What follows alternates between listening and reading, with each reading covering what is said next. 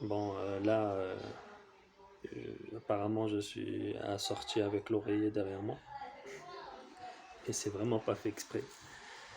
Plus sérieusement, bon, j'avais prévu d'un peu de me concentrer sur moi-même et d'arrêter un peu les vidéos.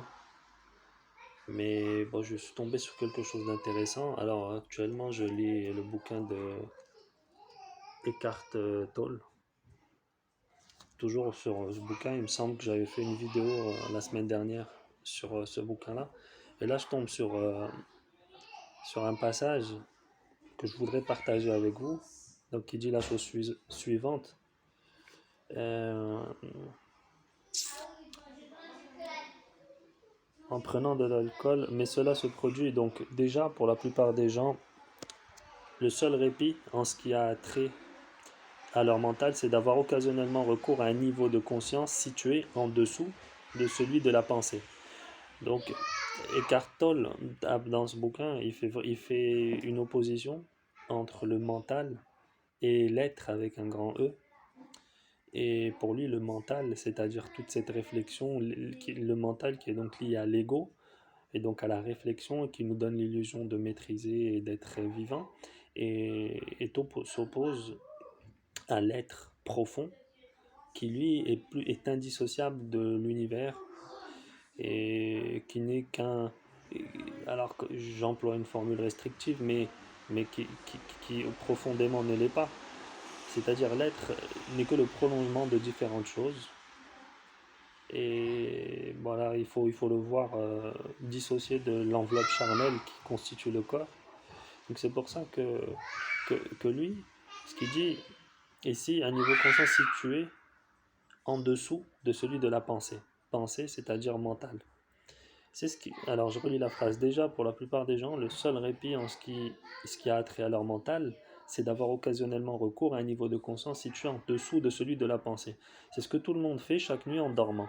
Mais cela se produit également dans une certaine mesure au cours des relations sexuelles ou en prenant de l'alcool et d'autres drogues qui réduisent l'activité excessive du mental. Si l'alcool, les tranquillisants, les antidépresseurs et les drogues illégales n'existaient pas, et ils sont tous consommés en quantité énorme, la démence du mental humain serait encore plus flagrante qu'elle ne l'est déjà. À mon avis, si on privait les gens de leur drogue, une grande partie de la population deviendrait un danger pour elle-même et pour les autres.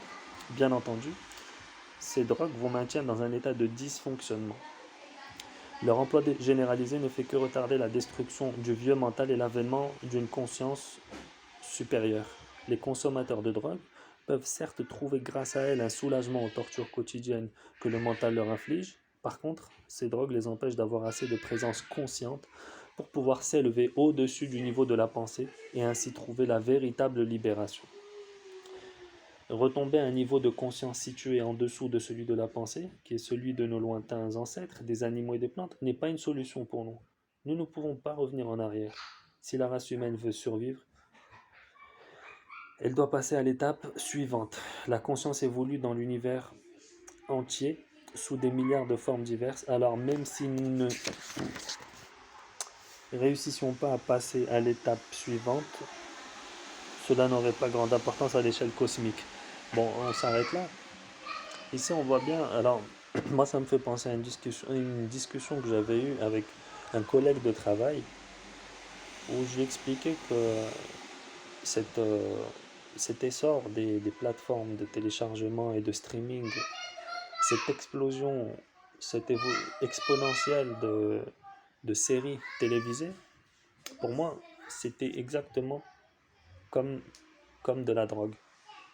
Comme regarder sa série, c'est comme fumer son joint de shit, ou bien pire encore, prendre sa conso de cocaïne et toutes ces choses-là. Pourquoi? Parce que les gens, s'ils y allaient quand ils sont tranquilles et ils y vont pour, se, dé- pour se détendre, si on peut dire ça comme ça, il n'y aurait pas de souci. Sauf qu'on y va souvent pour éteindre le mental, penser à autre chose. C'est-à-dire que nous ne sommes, c'est-à-dire que nous avons besoin d'un élément extérieur pour pouvoir penser à autre chose et rediriger nos pensées.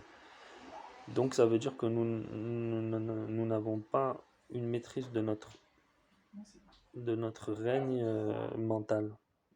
Ça, c'est dérangeant.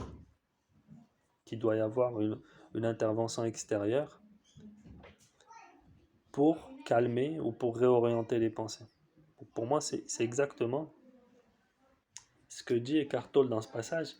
C'est que, bon, on l'a vu pendant le confinement de mars 2020, où les gens devenaient fous parce qu'ils ne pouvaient pas sortir aller chercher leur consommation, leur shit ou autre.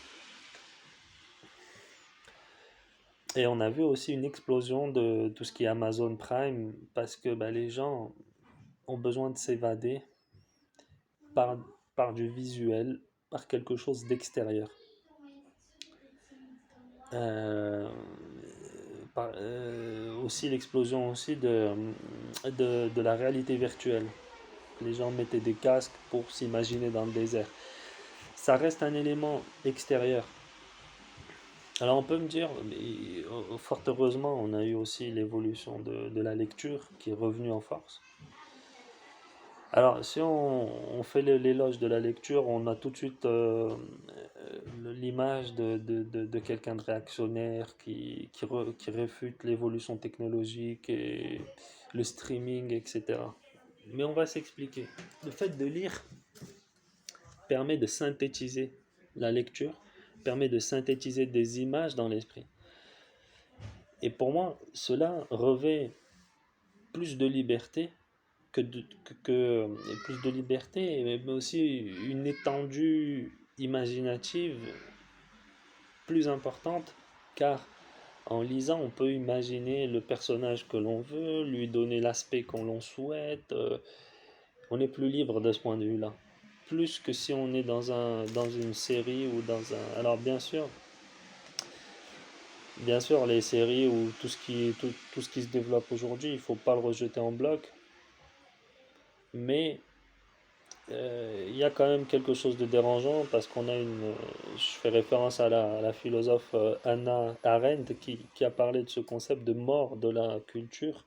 C'est qu'on a beaucoup de choses qui reviennent et beaucoup de scénarios qui reviennent, qui se ressemblent et par conséquent, tout ça se duplique dans les esprits et annihile la liberté. Bon, j'avais pas prévu de faire cette vidéo, finalement je me lance. Elle est bizarre dans tous ses aspects cette vidéo. Parce que je suis assorti à mon oreiller, nouveau concept. Bon voilà, j'en dirai pas plus, j'espère que ça sera utile, encore une fois. J'espère que je jette ça encore une fois comme une bouteille à la mer. Et pour citer quelqu'un que je viens d'écouter il y a 30 minutes, pour prendre soin du monde. À la prochaine.